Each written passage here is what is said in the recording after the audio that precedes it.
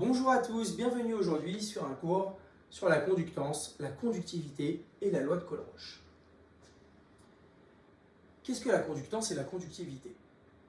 Il faut savoir que les solutions ioniques, les solutions qui contiennent des ions, vont laisser passer le courant électrique. Et qu'est-ce que la conductance? La conductance, c'est l'inverse de la résistance. La résistance, c'est combien un matériau va résister au passage du courant électrique, alors que la conductance, c'est combien le matériau va laisser passer le courant électrique. G, notre conductance, c'est l'inverse de la résistance, 1 sur R. Alors, je vous rappelle la loi d'Ohm, U est égal à RI, donc R est égal à U sur I, donc 1 sur R, I sur U. Nous pouvons aussi calculer G en faisant I l'intensité divisé par U la tension. Avec R la résistance qui se mesure en ohm, G la conductance en siemens ou en ohm-1, c'est pareil, I l'intensité en ampères et U la tension en volts. Cependant, nous pouvons aussi écrire la conductance d'une autre manière. G, la conductance, égale à S sur L fois sigma. Qu'est-ce que c'est? En fait, la conductance s'obtient grâce à un appareil de mesure constitué de deux plaques métalliques séparées par une certaine distance.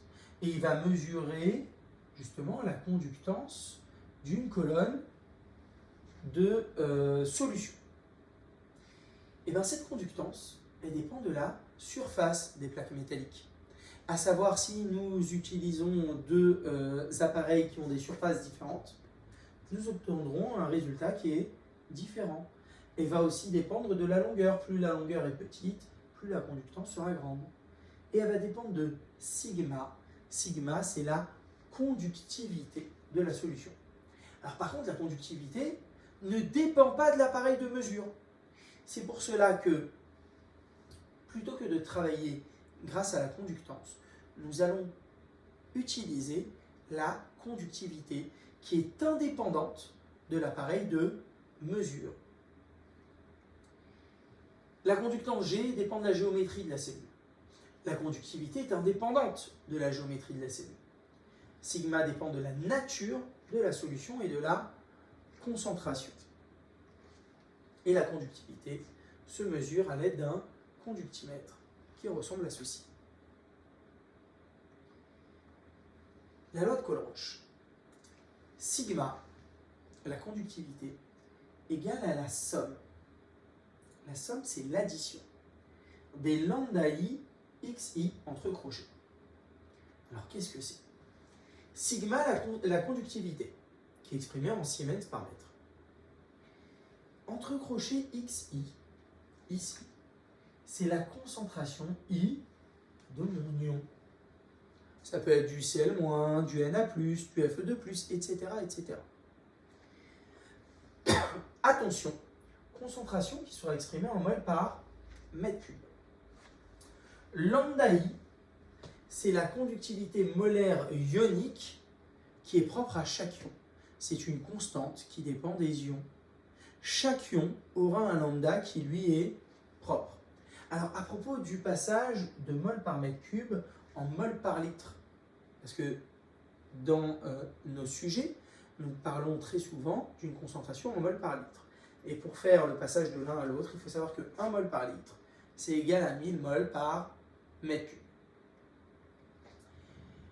Pour une solution diluée, la concentration est proportionnelle, la conductivité, est proportionnelle à la concentration. On aura sigma égale à K fois C. Alors attention, ce n'est valable que pour des solutions qui sont très peu concentrées, inférieures à 10 puissance moins 2 mol par litre. Comment est-ce qu'on va faire un dosage par étalonnage? Par étalonnage, il nous faut une référence. Donc, comme pour le dosage par étalonnage avec l'absorbance, nous allons travailler de la même manière, à savoir, fabriquer des solutions de concentration différentes connues et mesurer la conductivité de ces solutions. Tracer la courbe, sigma en fonction de la concentration, mesurer la conductivité de la solution inconnue, et enfin, faire une lecture graphique de cette solution, ou alors utiliser la relation sigma est égal à K fois C que vous auriez pu trouver grâce à toutes ces étapes. J'espère que ce cours vous aura plu. Je vous propose de nous retrouver sur vectorbac.fr, un site qui regroupe des annales de 3e allant jusqu'à la terminale avec les sujets, les corrigés, des fiches de cours et d'autres vidéos sur d'autres chapitres. N'hésitez pas à vous abonner si ce n'est pas déjà fait et je vous souhaite à tous une très bonne journée. Au revoir.